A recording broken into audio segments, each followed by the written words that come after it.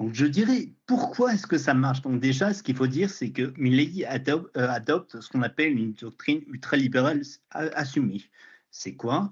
C'est en fait l'école autrichienne, si je peux me permettre, qui voit l'État comme en fait un prédateur structurel. En fait, donc la méthode Milley, c'est un choc absolu, un équilibre budgétaire qui est non négociable, une dérégulation massive, et bah, il faut dire ce qu'il en est. Les résultats, ils sont là.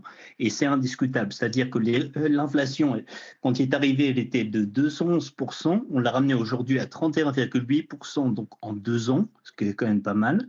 Après, on a eu un excédent budgétaire en 2024 et en 2025, donc 2 années consécutives. Ça, c'est du jamais vu depuis le retour de la démocratie en 83 en Argentine. Et après, on a une croissance quand même qui est élevée. C'est-à-dire que l'année dernière, les chiffres l'attestent et c'est confirmé, on a eu 4,4% de croissance, qui est la croissance la plus forte d'Amérique latine, alors qu'on partait de très très loin. Et 2026 s'annonce comme ça.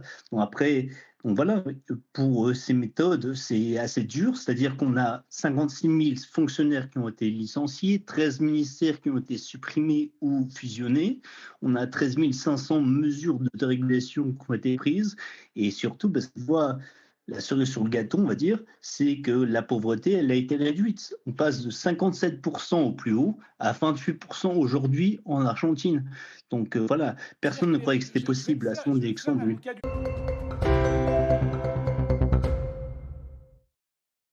du complexe que cela en fait. Et donc pour avoir une approche réaliste, il faut reconnaître que c'est un peu vrai. Mais après, on- il faut dire en Argentine, Milei part de très très loin. Comme je l'ai dit, il a hérité quand même d'une inflation de 211%, ce qui n'est pas imaginable en France.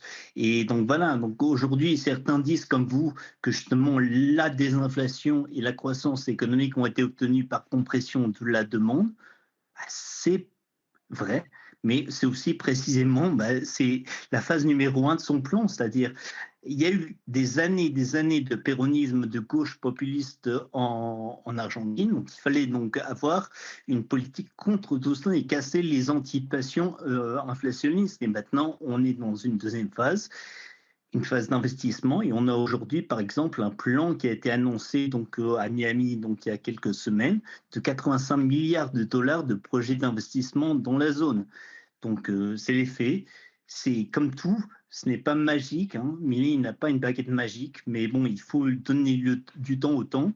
Et pour l'instant, ce que je vois, c'est plus qu'intéressant, on va dire. Merci beaucoup, Pierre Cléry, directeur